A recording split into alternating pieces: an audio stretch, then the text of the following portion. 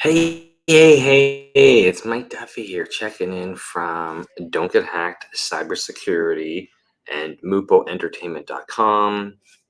Today is Thursday, February 1st. It was moving day today. So, what do you mean by moving day, Mike? Well, I am here in Dubai, United Arab Emirates, setting up and establishing an international office for Don't Get Hacked Cybersecurity. So we're based in Calgary, Alberta, Canada, and we've expanded to Dubai. I'm also award-winning producer, cybersecurity video producer. I have a podcast on MupoEntertainment.com. Actually, I produce a bunch of podcasts for MupoEntertainment.com. So today, February 1st, 2024, was moving day. What does that mean for somebody living out of a hotel? We've been in a hotel room for 2 weeks, and we had to go to a new hotel today. So what does that mean? We had a shift hotel. So when you've got 3 humans living in a hotel and at least 9, 10, 11, 12 bags, like typically with a hotel, if you've ever lived in a hotel before, I usually haven't lived in a hotel longer than a week. When you go to Mexico, when you go to on a holiday, all inclusive, how long have you lived in a hotel for? I think the maximum time I've ever lived in a hotel is 1 week, which would be an all-inclusive in Mexico. So we landed in Dubai on January 17th, and we stayed till February 1st in the first hotel, so 15, 16 days. Maximum hotel stay is usually 28 days, which is like just under 4 weeks. Is it really 4 weeks? But we were like, okay, we've not lived in a hotel long term, and there's all these fun things with the hotel, right? Obviously, we've chosen hotel rooms that have kitchens and laundry. So we thought, okay, it's not that we want to save money, kind of money savings, but it's nice to have a kitchen with a sink and a full-size fridge and a stove, just so you can prepare. We got a kid, our daughter's 11. It's nice to be able to prepare some meals yourself. We know we're going to go to coffee shops during the day. We know we're going to go to restaurants during the day, but it's nice if you can actually boil some eggs, make some noodles, make soup, like just basic necessity stuff. So not all hotels have kitchenettes, but there's a few of them here in Dubai. So we're like, realistically, if you figure out issues with your hotel, how long do you want to live in that hotel for, right? Are you able to, if you have issues, are you going to be able to put up with them for 3 weeks? Or is 2 weeks kind of the max, or 1 week, or a couple days? Like you may find your hotel smells like cigarette smoke, even though non-smoking. Most of them are non-smoking. Majority, they should be non-smoking. Noise levels, traffic levels, noisy neighbors. Like there's all these factors that can. We've lived in condos, we've lived in apartments before. There's a ton of factors that are going to affect how happy you are living in a condo, apartment, hotel, shared living space at the end of the day, right? So we're like, we're gonna try 2 weeks, 2 weeks, 2 weeks at a hotel and switched up because we can do less time, but that ends up being, well, taxi or Uber, a lot of packing, some stress, etc. So today, this is the end of the day, right, in the new hotel. So much different setup than I had before. I'm not kind of angled against the wall. I'm sitting in a green chair. Just different dynamics. So a little bit of stress on moving day. A little bit of stress on moving days. So here's the fun part. We are now residents of UAE, United Arab Emirates, living here in Dubai. We have somebody taking care of our IT business. We've got a team taking care of the IT business in Calgary, but business is either busy or slow, and it's winter. It's January, February time of year.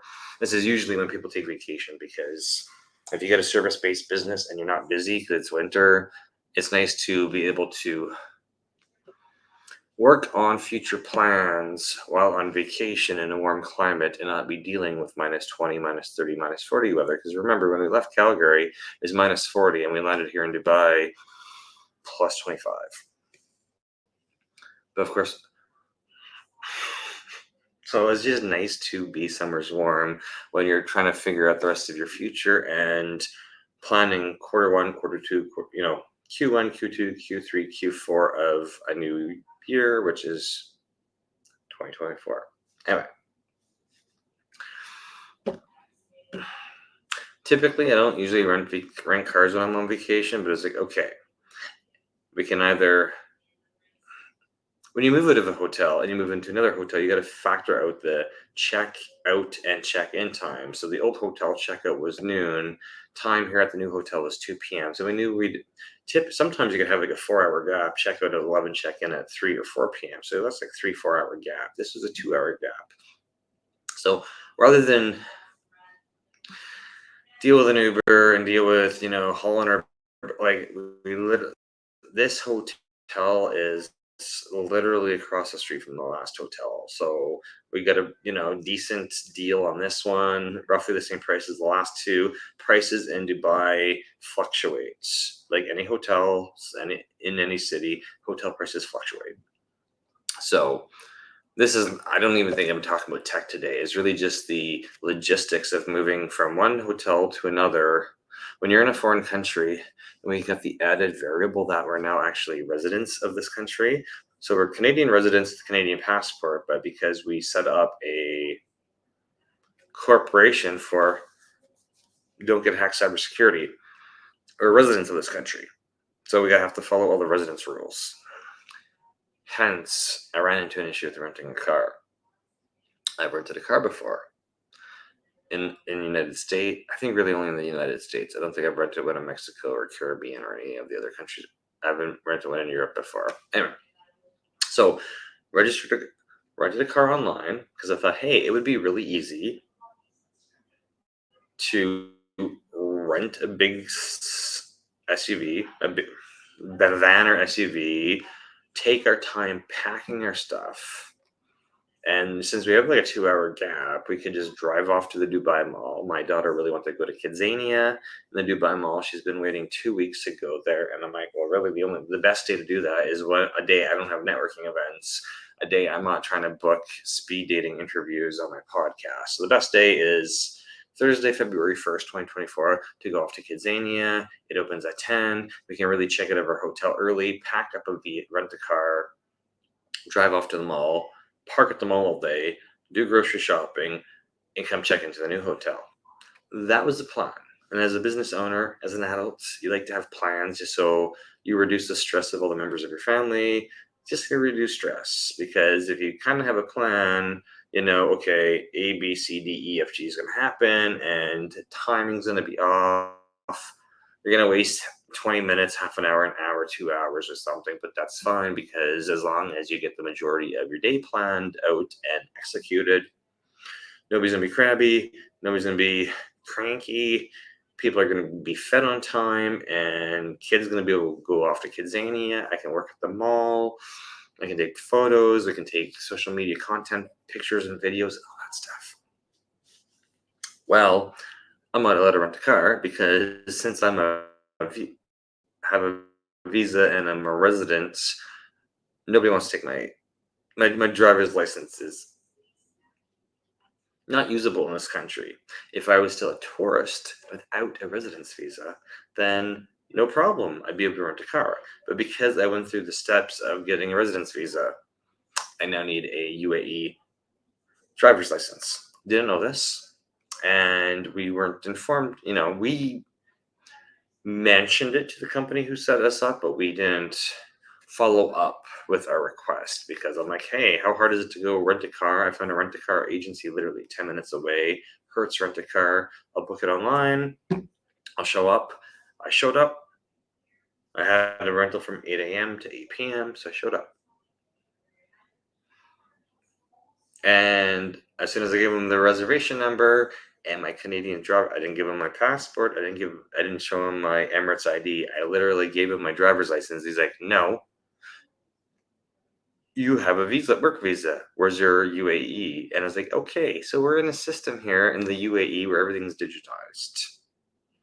And that might, it's all digital ID here. Everything's kind of like we're gonna have to do an episode about how everything's kind of linked to an app. I know people in Canada and around the world, USA, Europe, stuff's not as digital as it is in the UAE. So everything's tracked.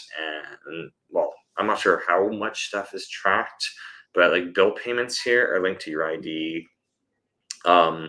Passport, your residence cards, all linked to like I have an app on my phone which has my work visa in it, and it has like there's just I get a plastic card, and there's everything's on the app, so it's digital. So renting a car, I didn't realize how digital everything was here until I go to rent a car, and he's like, "Oh, it's easy. You just go off to RTA, the government agency, and give them your Canadian driver's license. It's going to take about an hour, and they're going to be able to give you a UAE driver's license." And I'm like, okay, I've got enough time to do that. I was kind of sitting around the 3 hour mark. However, every other government paperwork procedure I've done, I've gone with a government my government relationship, my GRO government relationship officer. Everything's been smooth. But here you have a white guy from North America walking into an office by himself, may have looked a little bit stressed. Not really sure, but was wearing a ball cap. Not everybody. There's a couple baseball cap wearers around here, but it's not the norm. You're either in traditional wear or people are in business wear, maybe comfy wear, like casual wear, like t-shirts. And, you know, I walked in with, I did not look like a beach bum. I had a colored shirt on. I had pants on. I had dress shoes on. I was wearing a ball cap. Had a little bit of runaround. I know I was in the right building, but I had a little bit of runaround, right? Because really what happened was that once I was denied at Hertz Rent a Car, I contacted the company Beacon UAE who set us up and like, yes, you need a UAE driver's license. And I'm like, I should have literally been told this because I could have had this executed and prepared a week before that rental car incident. Because of course I had been we were driven around to all of our appointments. So when we had to go get our medical, we were driven around. When I had to go get a SIM card, I was driven around. Like applying for bank account, all that stuff was done with assistance. But I didn't bring up I'm not planning to drive that much. I am happy taking a taxi or an Uber. I am happy with that. However, if we want to go anywhere further than like 10, 20 kilometers away, you're going to be paying a lot of money for a taxi. And it's just nice to, on particular days, if you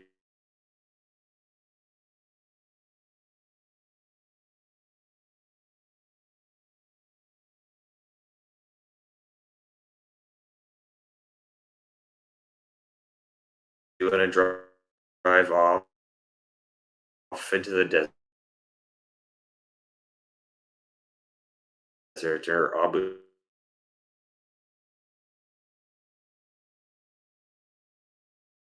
Dhabi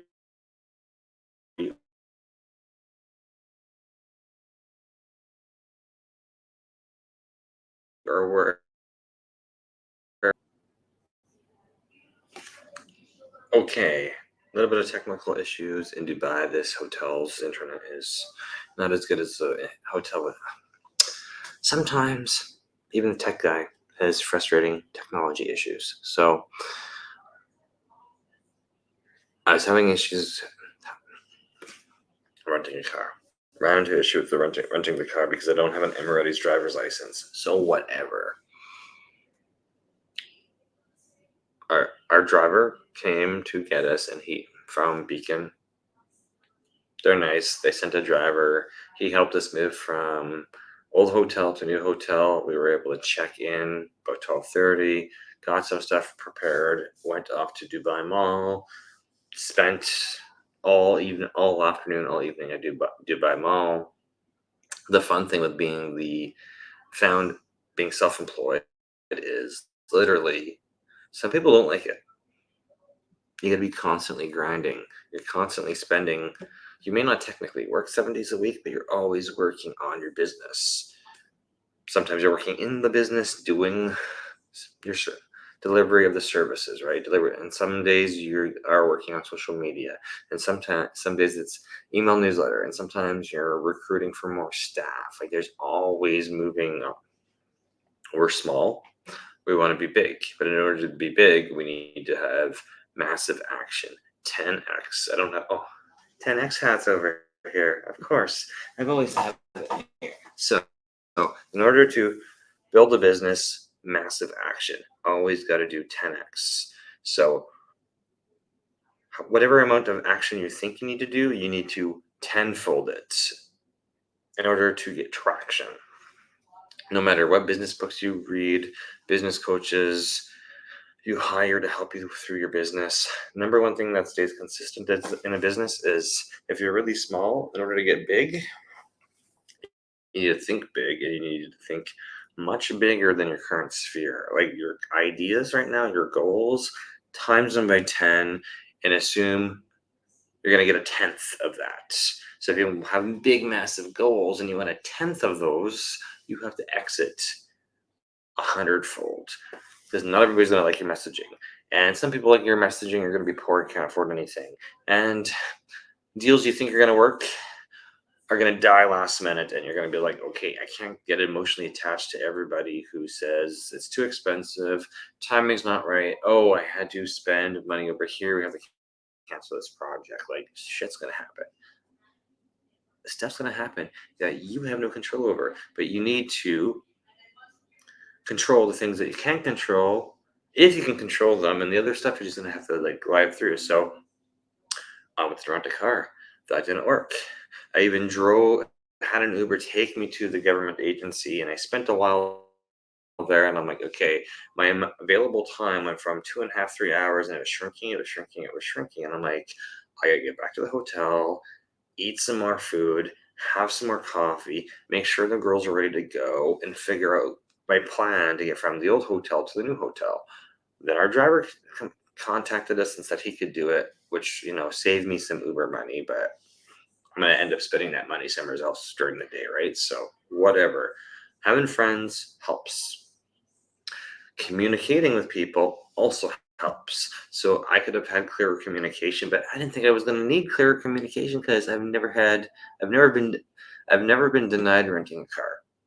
Even when I went to the US, I knew the rules in the US was I had to be 25 to rent a car. So on my trips to the United States, when I wasn't 25, I didn't even bother renting a car because I knew the rules.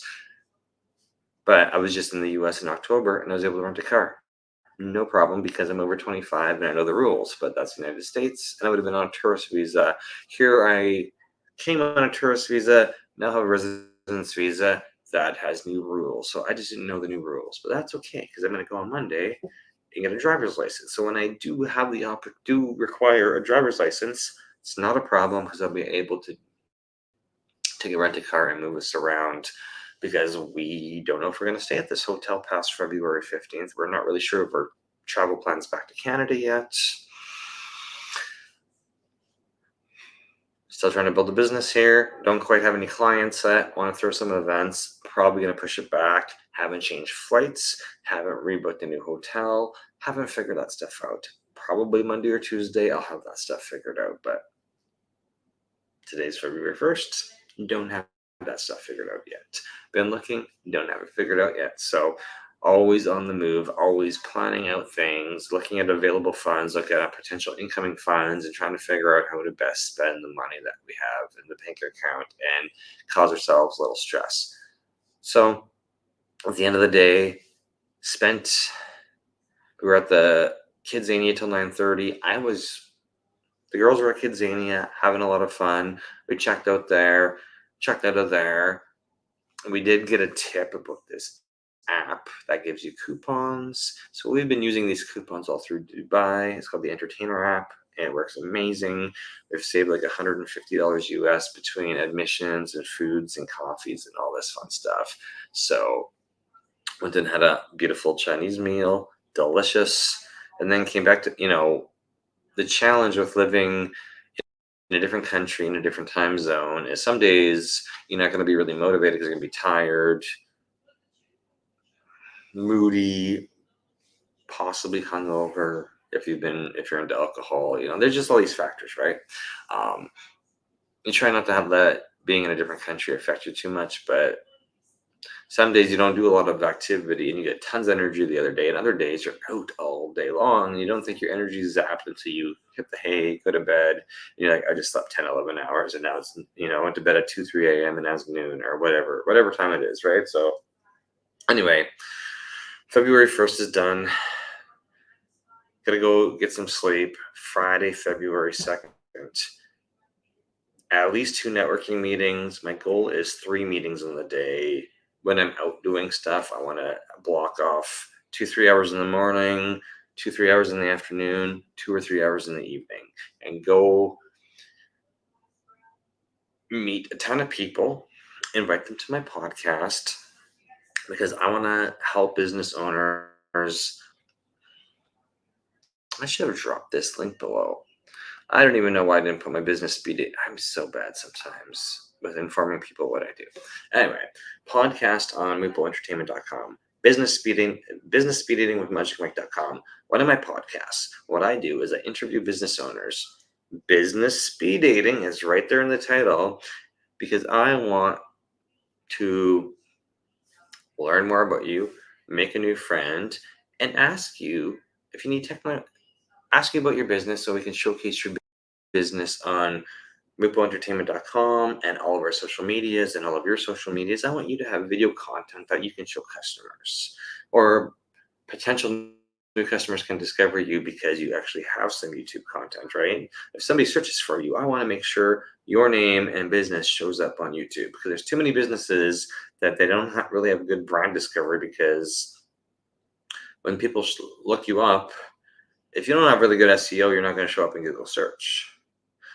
But if your name is tagged on YouTube videos, you are going to show up in YouTube search. And that is the whole point of business speed dating with magicmike.com.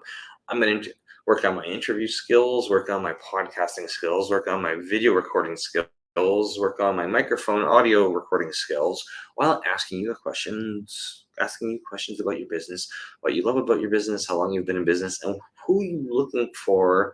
Everybody wants more customers. I want new potential customers to be able to discover you and your brand messaging and your story and why you love what you do. So the goal for Friday, February 2nd, is 2 podcast meetings. But I think the trick of them is going to be to do them in person. Because, of course, if I send you to this link and you register, you have all the excuses in the world not to show up. But if I, Mike Duffy, from DontGetHacked.ca and MupoEntertainment.com, show up into your space, show up into your office, and I'm very nice about it and very gentle, I don't think you're going to say no. I think you're going to do my interview. And then I need better lighting in this hotel room. I can see the dark spots around my eyes. But my wife's recording a video right now and using both of my light setups that I brought. So anyway, I wanted this to be a daily 5-minute video, and we are literally clocking in at almost 25 minutes. So go sign up. Business speed dating with magicmike.com. I can help you. I'm a technology coach and a podcast coach. I can help you with your technology and make sure you don't get hacked. Or I can help you create and distribute a podcast using the power of MupoEntertainment.com. I want you to become omnipresent with your video messaging and with your brand story. And the only way to do that is to do a video recording like I'm doing for myself right now. So anyway, have a good night. I will see you Friday, February 2nd, 2024.